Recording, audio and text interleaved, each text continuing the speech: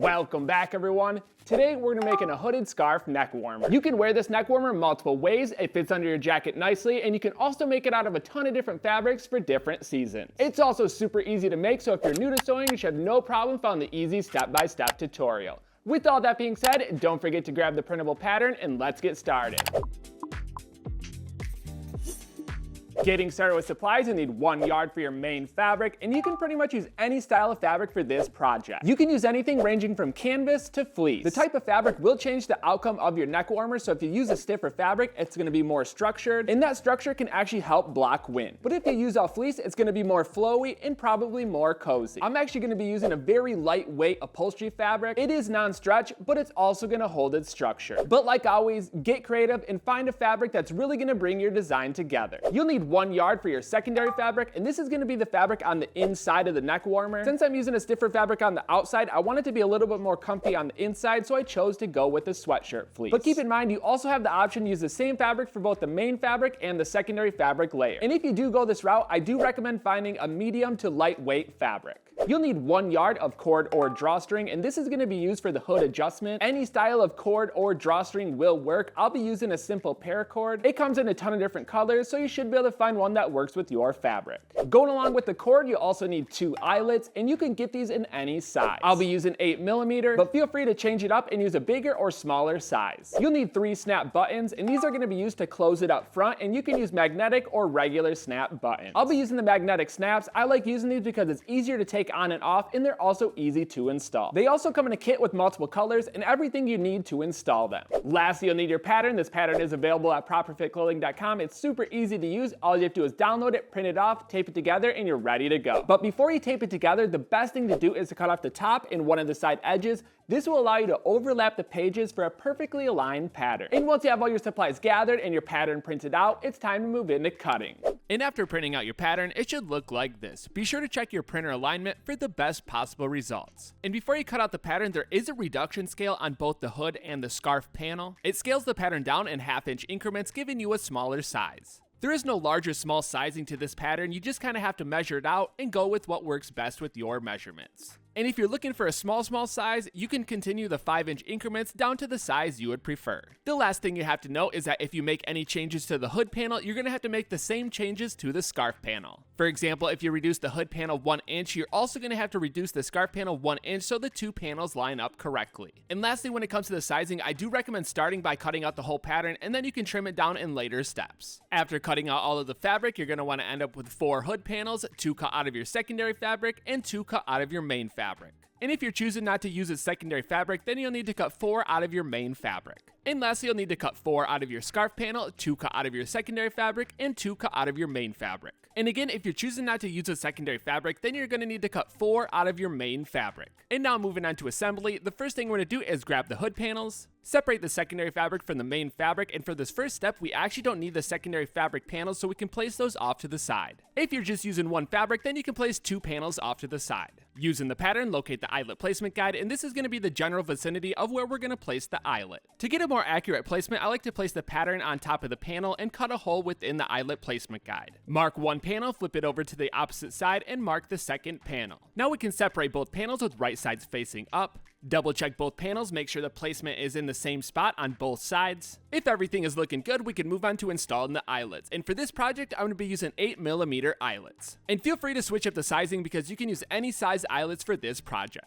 The first step to installing the eyelets is creating the openings, and I'm going to be using a hole punch. It comes with the kit and it's the right size for the eyelets I'm using. Place the eyelet in the opening from the right side, add the backing, and repeat this for the second panel. To secure the eyelets down, I'm going to be using a hammer die. This also came in the kit, but if you want to ramp up your production, you can also use pliers or a press. But if you're also using a hammer die, we're going to place the base on the right side and then hammer it from the wrong side. And you don't need a ton of force when you're hammering, or else you're going to bend the eyelet. And as you can see, this size eyelet is fairly close to the outside edge. This is because the eyelet is a little bit bigger. If I went to a larger size, then I would want to move the eyelet in to get it away from the outside edge. You want to give yourself over a 1/4 inch seam allowance on the outside edge. But anyways, moving on from here, we're going to place the right sides together and line up the back curved edge. Now we can grab the secondary fabric layers and do the same exact thing. Place the right sides together and line up the back curved edge. Once you have both the main and secondary fabric layers lined up with right sides together, we're going to stitch just that back edge at a 1/4" seam allowance. And remember, you want to be very accurate with the 1/4" seam allowance, or else the scarf panel is not going to line up in future steps. This next step is optional. We're going to be adding a top stitch, so you can either fold the seam allowance to the left or the right and stitch directly on top.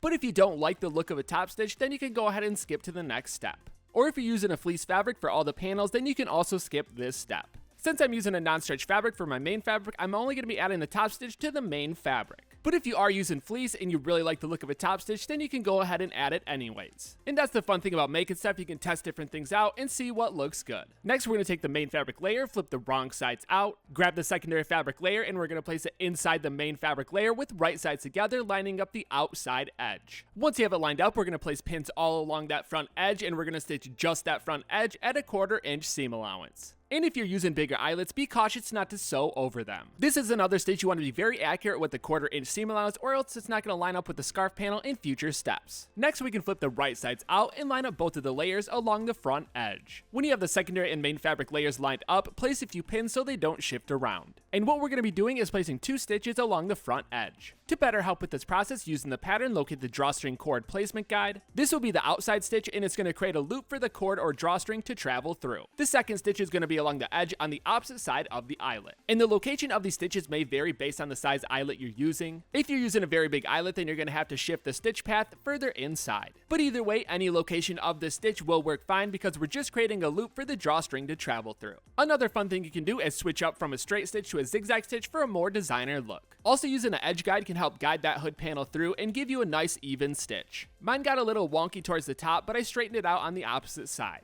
A second thing you can do to hide any imperfections is match the thread color to your fabric color. This is a great way to go, and it looks very professional. Other than that, the hood panel assembly is complete, so for the moment we can place it off to the side and grab the scarf panel. The first thing we're going to do is separate the secondary fabric from the main fabric layers. Then we're going to place the right side together, lining up the back edge. And this is the only edge we're going to focus on for the next step, so with the right side together, we're going to stitch just this edge at a 1/4" seam allowance. Just like when we were sewing the hood panels, you have to be very accurate with the 1/4" seam allowance, or else this panel is not going to line up with the hood panel in future steps. Grab the main fabric layer, open it up with right sides facing up, locate the seam allowance, and for this next step, we're going to be adding a top stitch so you can fold it to the left or the right. I'll be doing the same thing I did with the hood, and I'm only going to be adding the top stitch to the main fabric layer. And like I said before, if you want to add the top stitch to the fleece panel, you can do that as well. Next, we're going to lay out just the main fabric layer with right sides facing up, place the secondary fabric layer off to the side, and grab the hood panel assembly. And what we're going to do is line the bottom of the hood panel assembly up with the top edge of the scarf panel. If you're unsure what edge is the top, grab the pattern and you'll see that it says connect to hood panel at the top of the pattern. So place the right side of the hood assembly to the right side of the scarf panel. And I find it's best to start at the center, line up the centers, and then work towards the outside edges. Both of these panels have large curves, so you're going to have to place pins along that edge. But before you place the pins, grab the secondary fabric layer and place it directly over top with right sides together, sandwiching the hood panel in between both the scarf panels. If everything was sewn correctly, the scarf panel should be a little bit longer than the hood panel. At this point, you can start at the center, place a pin, and then work towards the outside edges, placing pin, lining up all the layers. And for this step, when it comes to sewing, we're just going to be sewing the sides and the top edge, leaving the bottom edge unstitched. So take it to your sewing machine, stitch at a 1/4" seam allowance, and I like to start by sewing the top edge and then the sides after I finish the top.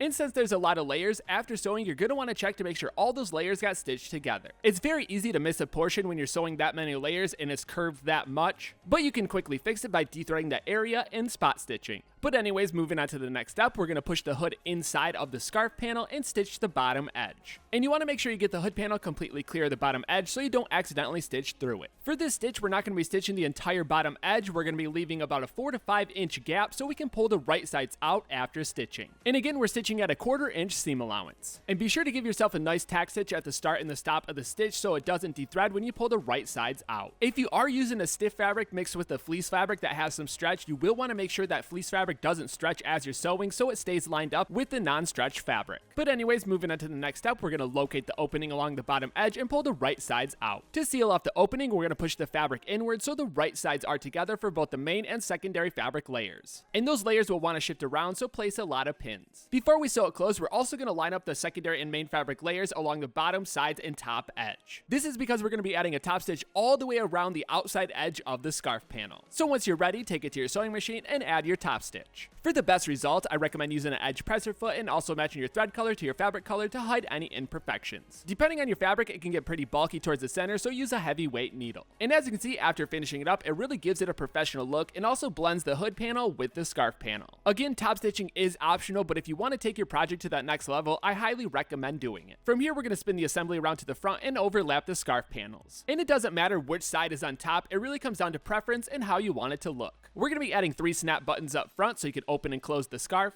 If you need help with the alignment, it's located on the pattern, or you can just eyeball it. Keep in mind, if you are using the pattern for alignment, the seam allowance is no longer there, so you're going to want to center it without the seam allowance. I'll be using magnetic snap buttons. You can use regular snaps or magnetic. It's totally up to you and the style you want to make. And what I like to do for the alignment is lay out the buttons, see how it looks, and kind of move them around until I really like how it looks. Then I just simply put a dot under each button, and that's going to be where I punch my holes. And we're going to keep the 2 sides overlapped and punch a hole through both sides of the scarf panel. If you don't have a hole punch, you can use scissors instead. And then from here, simply just take the snaps and feed them through the openings. Just make sure you have the snap facing the side that's overlapping. Also, if you want to add more than 3 snaps to this front, you can do that as well. To install the magnetic snaps, it comes with a hammer die, but you can also get pliers or a press. And all you need to do is place the base on the magnetic side and then hammer it down from the back. And just like when installing the eyelets, you don't need a ton of force or else you're going to bend the snap. Go ahead and continue this process for the rest of your snap buttons. Once you have all your buttons secured down, go ahead, test it out, see how it works. And I like using these magnetic ones because it's very easy to open up and close, so you can quickly make adjustments while you're wearing it or take it on and off.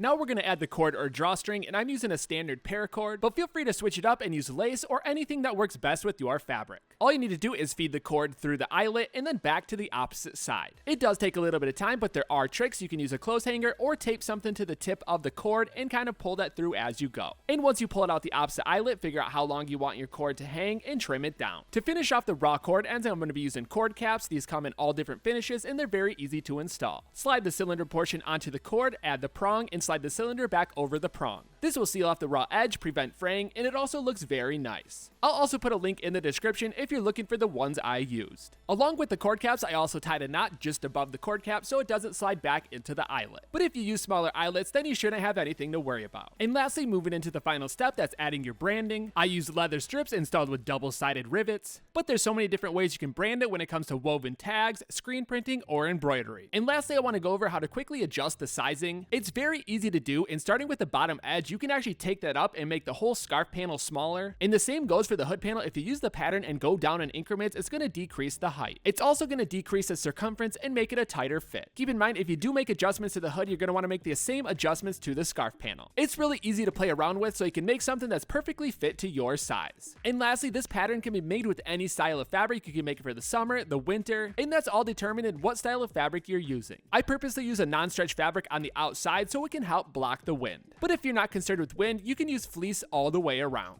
So have some fun with it, get creative, and make something that's unique to your style. And there you have it, your neck warmer is complete. Hopefully yours turned out as good as mine did. And like I said in the video, you can use any style of fabric for this project, and the type of fabric you use is really going to change the outcome of your neck warmer. For example, if you use fleece all the way around, it's going to be more flowy and very warm. As opposed to mine, I use a stiffer fabric on the outside and it holds its structure. There's so many different directions you can take this pattern when it comes to the fabric, the sizing, and the buttons up front. So have some fun with it and get creative. Like always, I want to see what you come up with, so tag me on Instagram at ProperFitClothing. And until then, I'm going to keep the videos coming at you, so I'll see you next time.